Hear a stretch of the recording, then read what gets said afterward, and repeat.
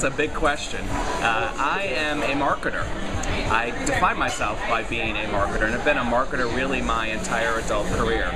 I was one of those kids who knew I wanted to go into marketing at a very young age, and have had the benefit really of being in marketing on both the client side and the agency side. Right now I run a communications agency called Lippy Taylor that specializes in marketing to women, and I just recently released a marketing book called The Experience Effect. I have been writing this book probably for 10 years in my head. In fact, when I finally actually sat down to write it, it literally just flowed out on my fingertips onto the keyboard, which was such a great experience for me.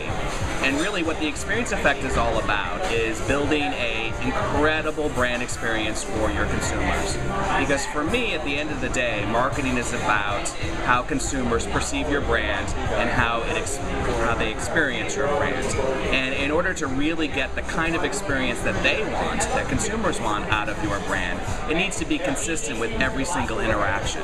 So literally the Experience Effect is having a consistent brand experience at every touch point so that you satisfy consumer needs and grow your business. That in fact is the effect. Right. Absolutely. I think it's a lot easier now actually to understand our consumers because they are living their lives publicly.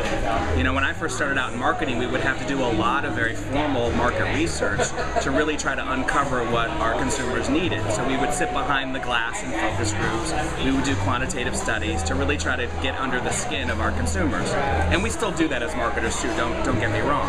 But now we can actually witness their lives and we can follow them as they go through their day and watch them interact with their friends and with the brands they've chosen to add into their lives. And we can really get to know them and get to know what they need by watching them on Facebook, by following them on Twitter, by going to the movies that they go to, and by watching their television shows. We can get a snapshot of their lives and then understand how we can add value to them as a brand. Consistency is the key to great marketing, and it is the key to having a positive experience effect. Because in fact, if your interactions with your consumers are not consistent, then your brand is confusing. So if your website tells one story about your brand, but your retail experience tells another, then the consumer doesn't really understand your brand. It doesn't really understand what it can offer to them in their lives, as I mentioned before. So it's really important to have a very consistent brand equity, brand personality, and brand messaging from touch point to touch point.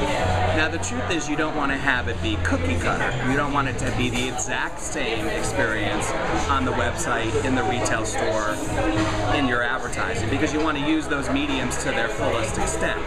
But you want the messaging and the brand personality to be consistent. And a great example of that, and I write about it a lot in my book because I'm a big fan of the brand, is J. Crew. That brand is incredibly consistent from its website to its retail store to its advertising to its catalog. And in fact, every time you interact with J. Crew, it is uniquely J. Crew.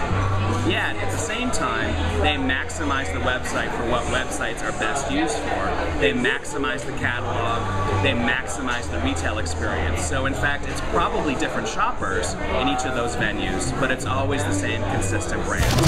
Sure, Best Buy is a great example of using a touch point or a way that you can interact with consumers to really elevate the brand. I think a few years ago, the brand was struggling in its perception of service.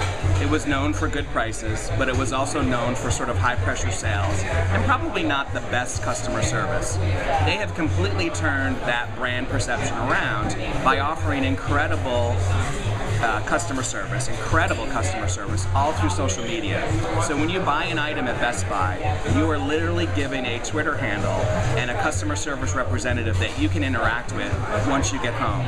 So you can communicate with this person to help you with setup, to help you with assembly, to help you with any sort of post-purchase issue that you might have as a consumer.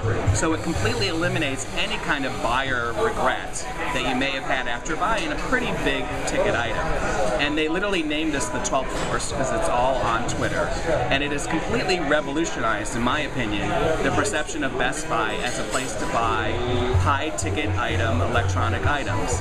And then they've used the 12th Force in their other touch points as well. They advertise it, there's in-store signage around it. So they've used this asset, this brand asset that they've created, to elevate the other parts of their marketing mix as well. And consumers have responded, their sales have improved immensely.